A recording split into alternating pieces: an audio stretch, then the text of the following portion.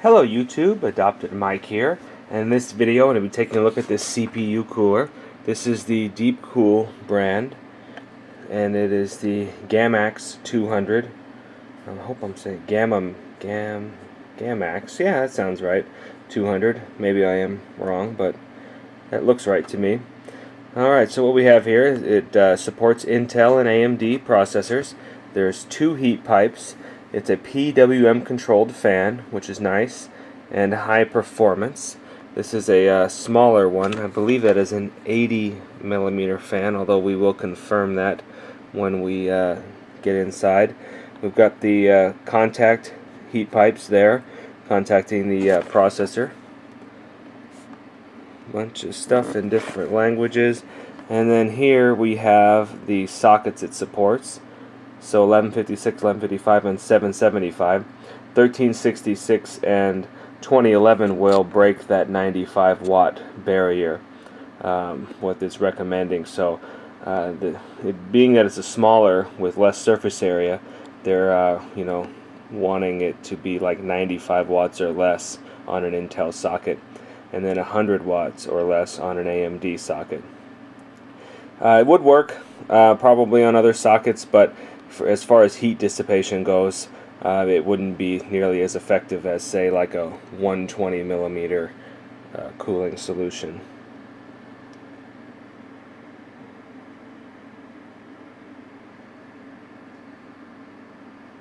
So there's some dimensions there.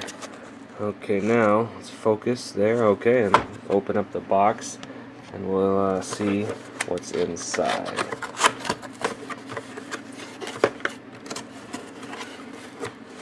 Okay, first off, we have a piece of plastic protecting everything. And now, well, in the beginning, let's take this out first. That's the first thing that came out. We have this blue, and let me measure just to make sure. I think that is an 80mm fan, but let me confirm that. Okay, so actually I was wrong. This is a 92mm fan, so it's a little bigger than an 80, so that'll definitely help with heat dissipation. So we've got a 92mm blue fan there, and with the 4-pin PWM, and I will do a sound test on it here shortly. Okay, so we got the Deep Cool logo there. There's our fins, copper heat pipes going into aluminum fins. Down on the bottom here, they've already given us some thermal paste, which is nice. And yeah, so with the two, you can just barely see the two heat pipes coming out there, so it is a direct contact. Now, let's get into some of the installation hardware. Will be in this box here. Okay, so we have a warranty card, installation guide, and then we have, here's some screws here, and those screws will be what we use to attach the Intel brackets or the AMD bracket. So then that would attach there and then clip down on the motherboard retention plate already on the AMD. And then for the Intel, it would just be like a stock cooler where it pops into the holes on the motherboard. Okay, so that'll cover the installation hardware. So here's our quality certificate, so it passed its quality control. Now let's plug it in, and one thing I am kind of, I was expecting though to see another mounting mechanism here to mount a second fan. So I don't see any more of these fan retention, whatever you would call that, little spring type thing here.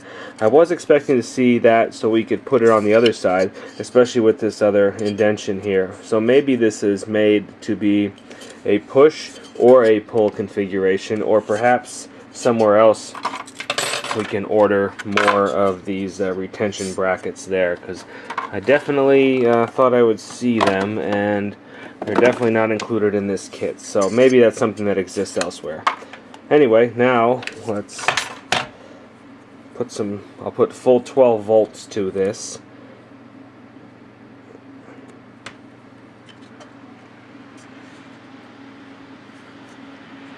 It's actually pretty quiet at full 12 volts, and it moves a lot of air through the heat sink. I don't know if you can hear it on the microphone or not, but it's fairly quiet for its size and for the amount of air it's moving. It feels like yeah, I mean, there's definitely, I can still feel the air movement out to here. So it is moving a lot of air at 12 volts.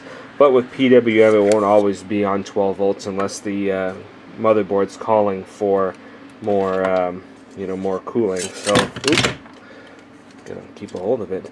Anyway, so that will conclude my unboxing and quick look at this Deep Cool Gammaxx 200 CPU cooler. And as always, thank you for watching.